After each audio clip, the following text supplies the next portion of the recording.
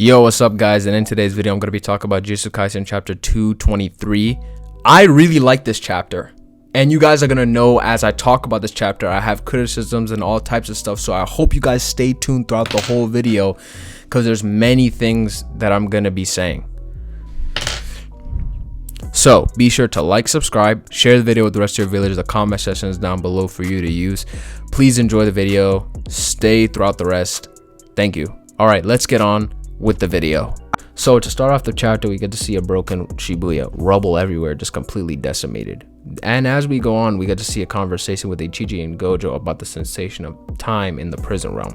Then Gojo gives us his opinion, which I wanted to know, and I know a lot of the community also wants to know. And he starts to say, similar to how it feels when work gets hella busy, the contradictory feeling when a week passes by in the blink of an eye and yet you would never ever want to do it again. That's how it felt. Now, as relatable as this is, due to a work standpoint, I didn't think that Gojo was gonna say this. I thought it was gonna be a completely different thing where it was like, yo bro, it felt agonizing, but in a more, you know what I mean, like a dramatic fashion. But he basically says, yo bro, it felt like working, but shit went so fast that you couldn't see it, but you still had that feeling of despair from the work you just did, which is so relatable. But didn't think he was gonna say this, and I like the explanation because it's pretty crazy. And as we keep reading, we get to see a conversation with Ichiji and Gojo talking about the whole non-sorcerers that were in Shibuya at the time when Gojo was fighting the special grades and how everything went about there. Ichiji responds to say this is the epicenter of the Shibuya incident where the cursed spirits were released. Non-sorcerers all over Tokyo were less likely to survive the closer they were to Shibuya. However, thanks to the remnants of Gojo-san's cursed energy, the spirits never came near Building 5. Any side effects from Unlimited Void? None. All of them have been fully rehabilitated and returned to their normal lives. Now, I just want to say this is really cool to see because Gojo helped to not get a lot of people killed while also being worried about the whole like Unlimited Void, like, yo, did people get like messed up by it? But no, everyone's pretty much okay that was in the vicinity of that whole attack that he did, which is pretty cool information and I really enjoy it. But I do think this information should have been given way beforehand because this is the day of the attack that's going to be happening. So I don't understand why they're having the conversation right now. Was Gojo just training alone or something? Like, this is the stuff that I would want to see, but we're just jumping around. But yeah, I like it though. I really do like it. And then we see in extra panels that Utehime and Gakuganji are there. Now, Gakuganji, I'm gonna talk about you in a little while, but I'm gonna leave you alone right now. Then in the next panels, we do a switch up with the Sukuna group talking with Urame about the whole time and date thing, saying the date is all that matters, but the time is very randomized because we'll never know when shit pops off. With Sukuna also understanding the assignment, laughing his ass off while also looking at energy in the sky, reminiscent to when he came out and tried to fight Ryu and Uro at the time coming in their vicinity. And as we keep reading, we see the conversation with the Gakuganji and Gojo. Now, I'm just going to give you guys a little bit here. I do not like the flashback way of handling things. Chapter format should be a thing that's going on because Gege already set the time for that. He said December 24th is the time we're going to start fighting. So I thought it was going to be like at least like 3 chapters or like 2.5 chapters of information with like training going on, with like information about the training that they're going to be doing. But we keep jumping around with like flashes and flashes. Even from the last chapter with the full information coming out, there's a lot of flashes, which I don't like as much, but I'm still appreciative, but I just don't like it because I blew up way too much in that spoiler thing that I'm not going to do anymore. I'm not going to blow up that as much as I did, but I still have my grievances with the way this chapter formatting is happening due to like the setup for a training arc or whatever the hell they were going to be doing.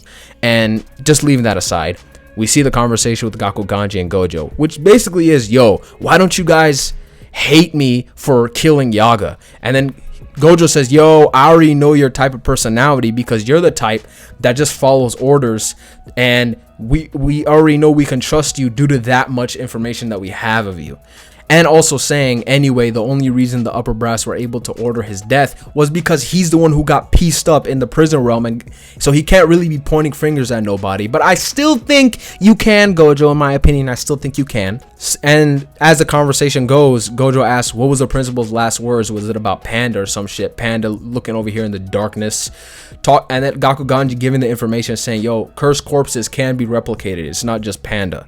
And Gojo laughs while saying, yo, you learned some new shit. While Gakuganji seems confused, Gojo says, yo, you didn't give none of that info to the old heads up there? Seems like you changed, my dude. Because that's some special grade information that you just gave me that you just didn't divulge to the higher ups. And Gojo thinks maybe if you were at the head of the HQ, things would be better. Now, I'm gonna give you guys some things here. I don't like the way Gakuganji was just forgiven right now. Because look, he's been fucking up in the series for a very long time. Since like the beginning of his showing, he's been fucking up and doing some bullshit for a while. If we're being honest, JJK 0, I don't know much. I might have lose some memories there, but with the current JJK series, he's been fucking up trying to do some Yuji killing off stuff, like not listening to nobody. Then the Yaga stuff coupled onto that, just because you're following orders, nigga, I would have packed you up right there. I'm with the pack upness, even though I know that you got orders from above. I understand that, but I still go for the pack this nigga up. He should be gone. That's how I feel. Now, that aside, because I said what I said, and I'm not going to come off that, we see the higher-ups dead. Now, there are some few things that people put about, like, oh, Gojo killed them, Inumaki and Yuta killed them. I'm saying even, like, Maki could have killed them, or Kenjaku could have killed, or Yuji could have killed. There's so many people who could have possibly killed these bitch-ass niggas that I do not care for. I do not think that these dudes need any more screen time than they're getting, because I'm gonna be honest with you. They are the most backgrounds, giving out orders and acting like they them niggas. Even in Jujutsu Kaisen 0, when they were talking that shit, fuck these niggas. Fuck these niggas. They kept coming into the story, kept trying to fucking spout some shit to Gojo, when you know when them shoulders get up and you already know that eyes get flared, that you're not gonna do shit. You're not gonna do anything. The minute the nigga's out of the story, you think you could jump a nigga, bro? That's why I fucking say fuck these niggas, dog. Because they kept coming out of here acting like they them dudes. No, you're not. You some old heads who got too cocky, and now look, you on the floor bloody, bitch. Fuck these niggas, bro. I have no remorse for this.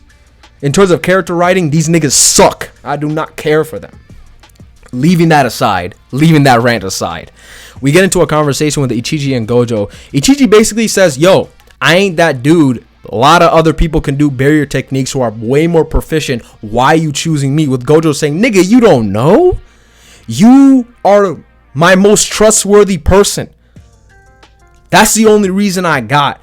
And yeah, I respect it. Sorry, Shoko, but if we're going to be honest, this nigga's been getting pieced up and getting fucked up a lot while also staying in Jutsu High. Shoko, you're mostly in the background a lot of the times, even though I respect you. But it's like, bro, let's just be real. Ichiji's been out here divulging any kind of information while also getting pieced up. I respect Ichiji. I really do. With him doing support from Gojo's back, saying, I'm just a guy who ran away. No, I didn't even have the courage to do that myself. Somebody else always allowed me to run. Even then, the strongest man in the world tells me that he trusts me. There's no way I could let him down. I will answer his trust, even if it kills me. Yes, you better, nigga. Because we on the last endgame. Shit's popping off, and we need you to do better. We need you to do more. I respect Ichiji for this. I respect him.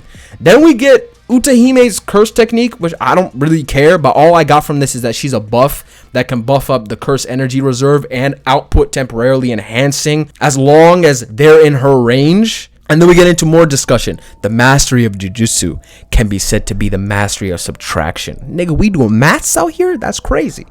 The skill of a sorcerer can be judged based on their ability to omit prerequisites like hand signs and incantations in order to fully activate their technique. However, in the circumstance of Utahime, she omits nothing. Black Clover, Naruto, Dragon Ball, and Bochi the Rock.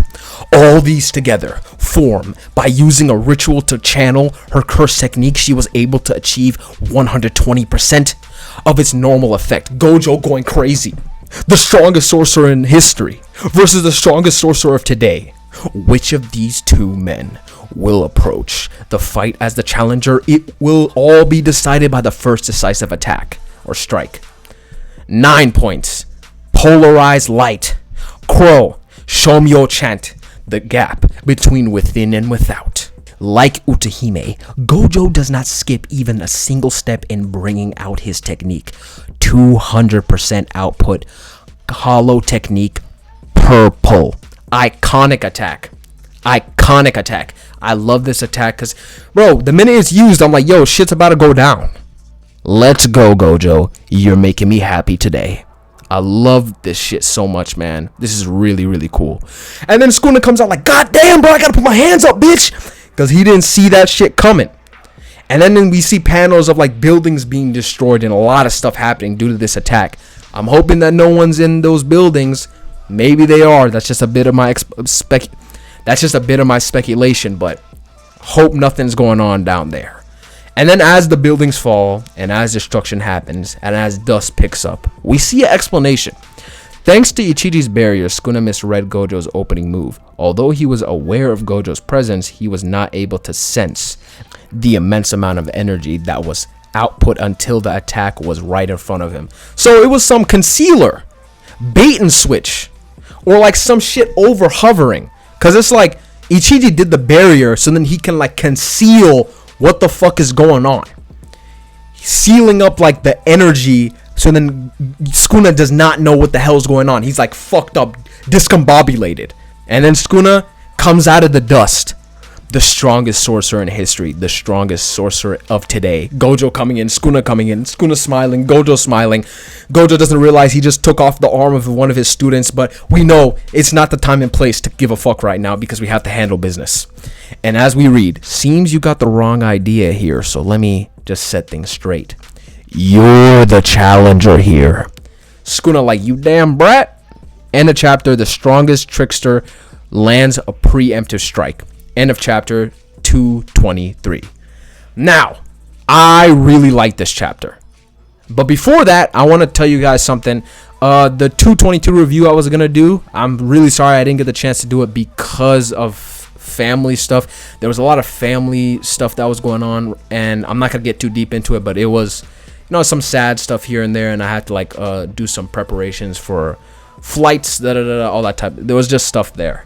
That's the only information I could give you about it. But I also want to tell you guys that I need to give an apology to Gege. I cannot say that you hate your series because that's pretty disrespectful. I cannot tell an author that you don't care about your series, even though I think it's a little bit rushed. I do believe so because I think we should be getting more information instead of flashbacks. I really do wholeheartedly believe that due to you setting up the fact that Gojo came back, says a date and time, like, yo, December 24th, I will win. And then showing the first off that people are talking, information is being gathered, but then doing too many cutaways out of conversations, I don't think that's a good thing. And then I saw some things in the last chapter, like Higuruma was there, Miwa was there. Bro, I'm sorry. That's rushed to me. That's rushed. Sorry, that's just how I feel. But I still love JJK. I really do. That's what I want to say. But I also just wanted to say sorry to Gege for saying you don't care about your series. Besides that, that's the last time I'm going to talk about it. But rants are still going to happen. But that's the last time I'm going to be too reckless. This was a good chapter. This is a really good chapter because this sets up a lot. This sets up a lot to me. And the last chapter also set up a lot that I hope Gege puts into the next couple chapters because that's going to do some cool shit for the story. That's going to make people very, very excited. And it made me excited. It made me very excited.